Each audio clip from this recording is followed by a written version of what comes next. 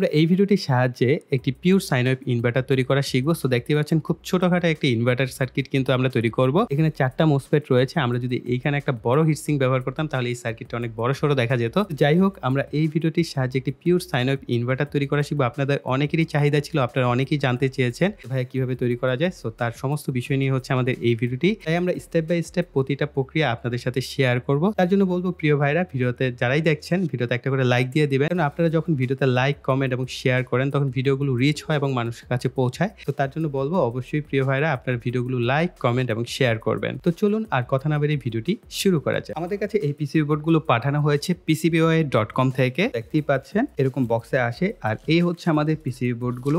পলিতে এই পিসিবি বোর্ডগুলো আসে। চলুন এগুলোকে আনপ্যাক করে ফেলি।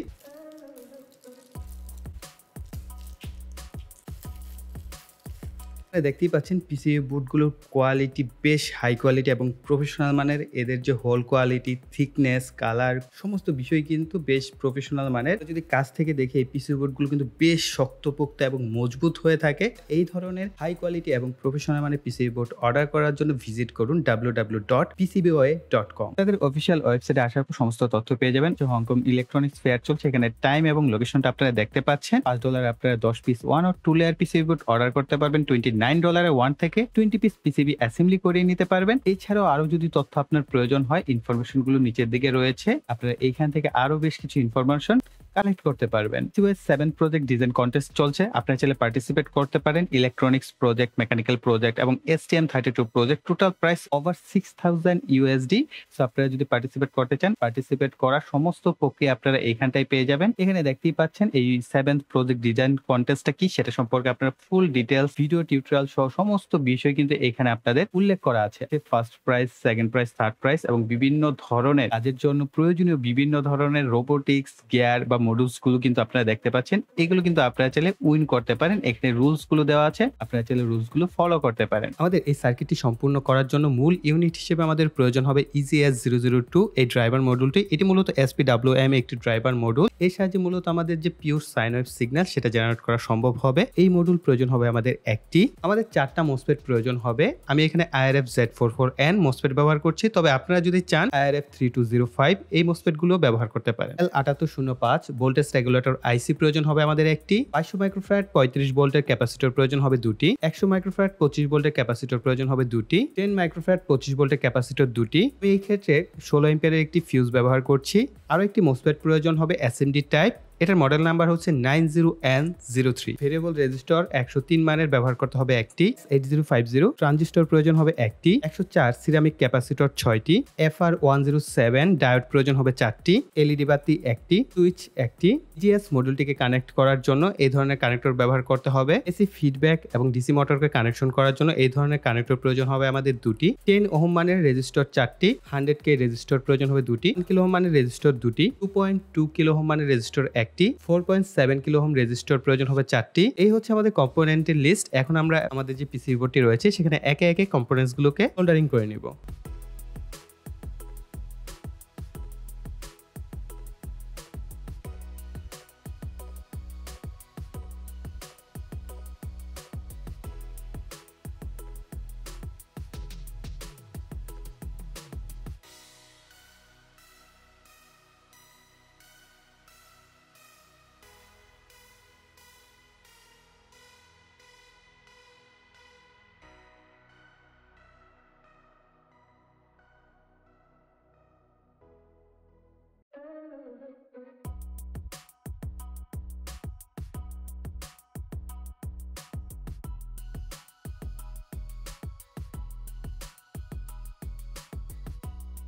আমাদের এই পিসিবি বোর্ডের যে মোটা পদগুলো দেখতে পাচ্ছেন বা মোটা লাইনগুলো, এই লাইনগুলোকে আপনারা যে কাজটা করবেন, সোল্ডারিং রাং দিয়ে কিছুটা মোটা করে নেবেন। এতে করে আপনার এইখান থেকে যদি অতিরিক্ত কারেন্ট প্রবাহ হয় সেটা কিন্তু হ্যান্ডেল করতে পারবে। ওকে, সো আমি এই কাজটা এখন করে দেখাচ্ছি।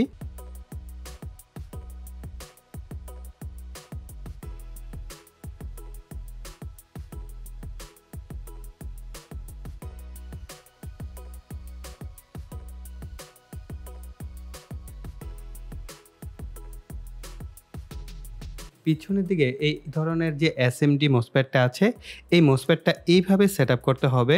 এই কাজটা আপনাদেরকে করতে হবে এয়ার হট গানের সাহায্যে। নরমালি সোল্ডারিং দিয়ে এই ধরনের কাজগুলো আসলে করা অনেক কঠিন কাজ, কারণ আমি এটা অফ স্ক্রিন করে নিচ্ছি।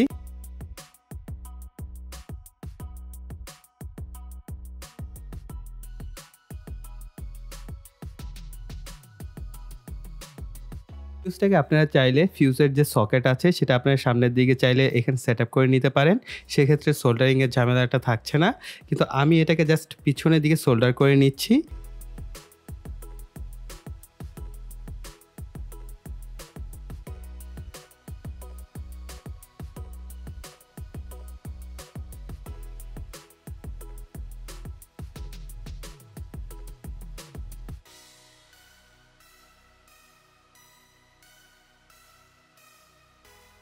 চেষ্টা করবেন এখানটায় ভালো মানের তার ব্যবহার করার। আমি এখানে বেশ মোটা তারই কিন্তু ব্যবহার করছি। এর থেকেও যদি আরেকটু মোটা তার পান সেটা ব্যবহার করার চেষ্টা করবেন।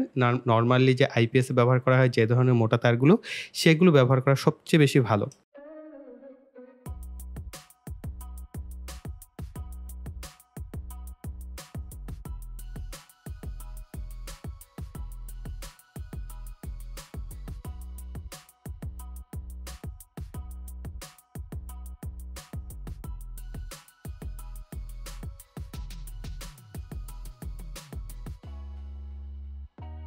একটা সুইচ আমরা ব্যবহার করব আমাদের ইনভার্টারটিকে অন অফ করার জন্য।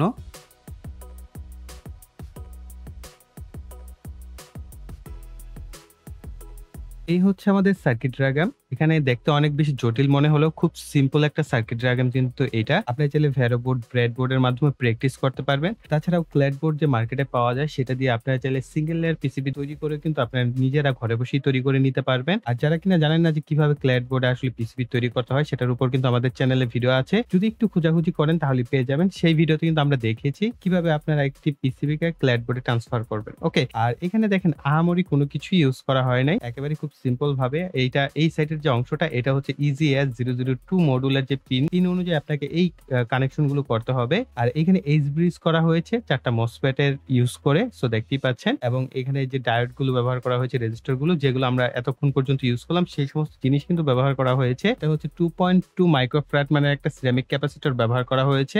এবং এরকম একটা ক্যাপাসিটর আমরা এখন একটু পরেই ব্যবহার করব। কিভাবে ব্যবহার করতে হবে সেটাও দেখিয়ে দিচ্ছি। অর্থাৎ এখান থেকে আমাদের একটা ফিডব্যাক নিতে হবে আমাদের সার্কিটের, আদারওয়াইজ আমাদের সার্কিট প্রপারলি ওয়ার্ক করবে না এবং প্রপারলি আউটপুট দিবে না। কিছু সময় ব্লিক করার পর আমাদের ইজিএস মডুলটা যেটা আছে এটা কিন্তু বন্ধ হয়ে যাবে। সো এই কারণে ট্রান্সফরমার সেকশনটা ইম্পর্টেন্ট। আর IRF3205 আপনারা চাইলে এই মসফেটটা ব্যবহার করতে পারেন। আমরা এখানে IRF-Z44N এটা ইউজ করেছি। সো IRF3205 এই মসফেটটা IRF-Z44N মসফেট থেকে কিছুটা বেটার। আপনারা চাইলে এই মসফেটটা ব্যবহার করতে পারেন। আর এই সার্কিট ডায়াগ্রামটা দেখে বা আপনারা এখান থেকে একটা স্ক্রিনশট তুলে নিয়েও ইউজ করতে পারেন, অথবা আপনারা যদি গুগলে সার্চ করেন EGS002 মডুল সার্কিট ডায়াগ্রাম, তাহলে আপনাদের সামনে এই সার্কিটটাই চলে আসবে। আপনারা তখন চাইলে এই ছবিটা ডাউনলোড করে ব্যবহার করতে পারেন। সো খুব সিম্পল। এখন আপনাদের হাতে স্মার্টফোন আছে, একটা স্ক্রিনশট তুলে আপনারা চাইলে ভেরোবোর্ড বা ব্রেডবোর্ডও এই সার্কিট ডায়াগ্রামটা ডিজাইন করে নিতে পারেন। আমি এই ক্ষেত্রে ইউপিএস এর একটি ট্রান্সফরমার ব্যবহার করছি। এখানে দেখতে পাচ্ছেন এসি লাইন যেটা 0 এবং 230 ভোল্টের দুইটা প্রান্ত আমরা বের করে নিয়েছি এবং এই দুই প্রান্ত থেকে আমরা এই ধরনের একটি সকেটের মধ্যে কানেকশন দিয়েছি এবং এইখানটা দেখতে পাচ্ছেন 225 যে 400 ভোল্টের একটি সিরামিক ক্যাপাসিটর ব্যবহার করা হয়েছে। এইখান থেকে মূলত আমাদের ফিডব্যাকটা নিতে হয়েছে। সো দেখেন এইখান থেকে জাস্ট দুইটা তারকে আমরা সোল্ডার করে আমরা এখানে ফিডব্যাক যে কানেক্টরটা সেটা নিয়েছি। আর আমাদের এই ফিডব্যাকের যে প্রান্তটা এটা আমাদের যে সার্কিট বা মডুলটি আমরা তৈরি করেছি এর মধ্যে এভাবে কানেকশন করে দিব। আর এটা হচ্ছে আমাদের ফ্যানের জন্য। আপনি ডিসি 12 ভোল্টের একটা ফ্যান এখানে জাস্ট কানেকশন করে দিবেন। আমি এখানে কোনো ফ্যান কানেকশন করছি না। আমরা এটার উপর আরো একটা ভিডিও করব, সেই ভিডিওতে আমরা দেখাবো যে এই ডিভাইসটা আসলে ম্যাক্সিমাম কত আউটপুট দিতে পারে। কারণ এই ভিডিওতে আমরা জাস্ট টেস্ট করব যে আমাদের ডিভাইসটা প্রপারলি ওয়ার্ক করছে কিনা এবং প্রপার আউটপুট দিতে পারছে কিনা। এরপর ট্রান্সফরমারের যে ডিসি সেকশন আছে, এই ডিসি সেকশনকে আমরা হচ্ছে চাইলে আমাদের এই সার্কিটের এই পাশে যে দুইটা প্রান্ত এখানে সরাসরি সোল্ডারিং করে দিলে সবচেয়ে বেটার হয়। যেহেতু আমরা এখানে টেস্ট করছি এই কারণে আমি আলগা দুইটা তার এখানে কানেকশন করেছি। এই দুইটা তারকে আমরা এই দুইটা ট্রান্সফরমারের মধ্যে কানেকশন করে দেবো। এখানে কোনো পজিটিভ নেগেটিভ নাই যে আপনার উল্টাপাল্টা হলে কোনো সমস্যা হবে। আপনি জাস্ট এখানে দুই প্রান্তে কানেকশন করে দিবেন।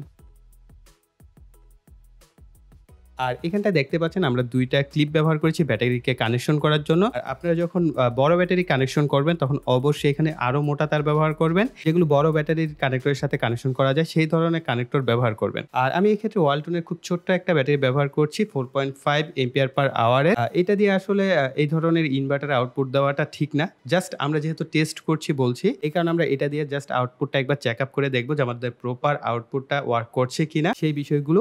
আর পরবর্তী ভিডিওতে আমরা যখন এটা লোড টেস্ট করব তখন আমার কাছে একটা মোটামুটি বেশ 35 এম্পিয়ারের একটি ব্যাটারি আছে, সেটা দিয়ে আমরা আউটপুট টেস্ট করে দেখাবো। এবং আরো আপনাদের যদি কোনো প্রশ্ন থাকে এখনই ঝটপট করে ফেলেন, সেগুলোর সমাধানও আমরা পরবর্তী ভিডিওতে দেওয়ার চেষ্টা করব।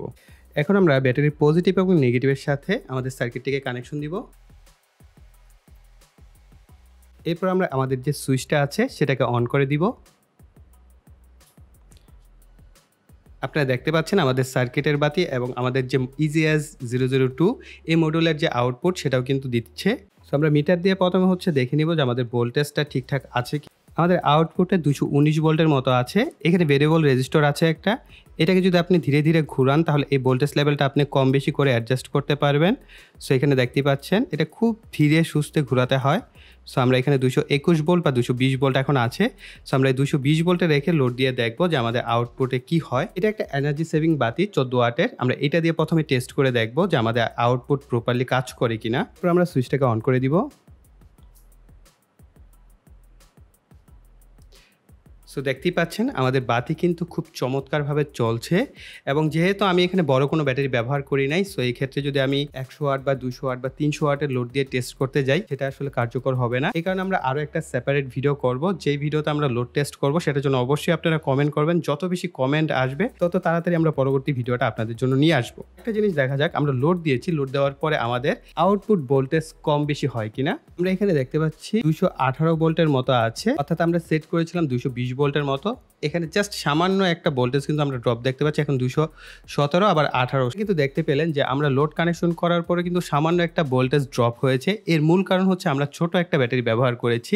এই ছোট ব্যাটারির কারণে এটার ভোল্টেজ বা এম্পিয়ার খুব দ্রুত কিন্তু ডিসচার্জ হচ্ছে, যেহেতু আমরা 14 ওয়াটের একটা বাতি জ্বালাচ্ছি এর কারণে। সো আমরা যখন বড় একটা ব্যাটারি ব্যবহার করব তখন কিন্তু আপনার এই ইস্যুগুলো হয়তো থাকবে না, যেটা আমরা পরবর্তী টেস্টে আপনাদের সাথে দেখাবো। আমরা যখন এটাকে অন করি এটা কিন্তু খুব স্মুথলি অন হচ্ছে, অর্থাৎ এর যে সিগন্যালটা এটা ধীরে ধীরে বৃদ্ধি পায়, অর্থাৎ এসি সিগন্যালটা বা এসি ভোল্টেজটা। এর ফলে আপনার লোডগুলো অনেকটাই সেভ এবং সিকিউর থাকে। সো প্রিয় ভাইয়েরা, আপনারা অনেক দিন যাবতে এই ভিডিওটা চাচ্ছিলেন, ফাইনালি আপনাদের জন্য একটা পিওর সাইন ওয়েভ ইনভার্টার তৈরি করে দেখালাম। হয়তোবা পরবর্তী একটা ভিডিওতে আমরা এটার লোড টেস্ট করব, হয়তোবা তার পরবর্তী একটা ভিডিওতে আমরা একটা সম্পূর্ণ আইপিএস তৈরি করে আপনাদেরকে দেখাবো যে কীভাবে এটার চার্জিং সেকশন তৈরি করতে হয়, কীভাবে ব্যাটারির সাথে কানেকশন, অর্থাৎ A to Z কমপ্লিট একটা সেট আপ হয়তো আপনাদের জন্য নিয়ে আসতে পারি। যারা এই পর্যন্ত কষ্ট করে ভিডিও দেখেছেন অবশ্যই প্রত্যেকই ভিডিওতে একটা করে লাইক দিয়ে দেবেন। আপনাদের লাইকগুলো আমাকে প্রচুর পরিমাণে মোটিভেট করে। সো তার জন্য অবশ্যই প্রিয় ভাইদের লাইক, কমেন্ট এবং শেয়ার করতে বলবো। আর যারা এখন পর্যন্ত চ্যানেলটিকে সাবস্ক্রাইব করেনি তারা ভাই কিন্তু অনেক কিছু মিস করবেন। তার জন্য অবশ্যই চ্যানেলটিকে সাবস্ক্রাইব করে পাশে বেল বাটনটি অ্যাক্টিভ করে রাখবেন পরবর্তী ভিডিওর নোটিফিকেশন পাওয়ার জন্য। সো এই বলে এখানে বিদায় নিব। সকল ভালো থাকবেন, সুস্থ থাকবেন, টাটা।